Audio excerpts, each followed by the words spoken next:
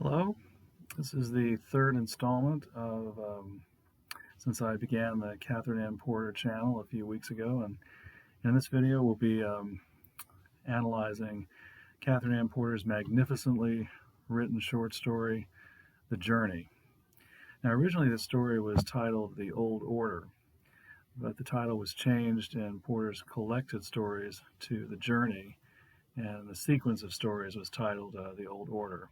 I think The Old Order is a much better title in light of what I'm going to say at the end of this video as far as how the story ends, but you can be the judge. The story offers us a much more complete portrait of Sophia Gay, the grandmother character, than we see in the other stories.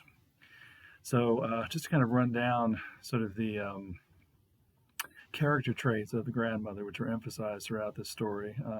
She has her faults, she has her virtues, pleasant character traits, unpleasant character traits.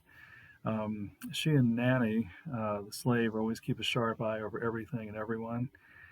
It's mentioned that she has quaint, old-fashioned ways that cause the grandchildren acute discomfort.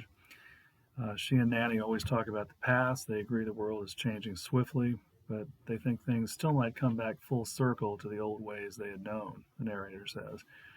It's mentioned that Sophia Gay punishes her household according to a fixed code. Old Nanny, who spent most of her life as a slave, simply obeyed the authority nearest to her. They talked about religion and the slack way the world was going nowadays. They firmly believed that children were conceived in sin and brought forth in iniquity. The childhood is a probation for adult life. They find great faults in the next generations. They're called shiftless and worthless. The grandmother was the mother of 11 children, lost 2 of them. Nanny had lost 10 of her 13 children. There's a description of a slave auction in which Nanny was sold for $20, and she had learned later that a really choice slave cost more than $1,000. And years later, they encounter the person who sold Nanny, who's now a judge. And Nanny's feelings are hurt when the judge blurts out that he sold Nanny for $20. But her feelings aren't hurt because she was sold into slavery like she was cattle. It's just her feelings are hurt that he blurted out the low amount that she cost.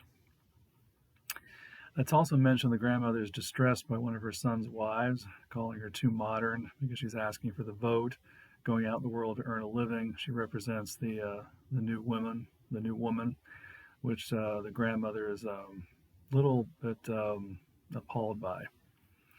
Grandmother is later described as difficult, stubborn. She has vanities, she has weaknesses, but she felt superior in judgment and sensibility to everybody around her, that her ways were always right, should not be questioned. She notices certain fatal tendencies in her brother, her husband, and some of her children. She has a character that was described as truly portentous. Her deadly willfulness is emphasized.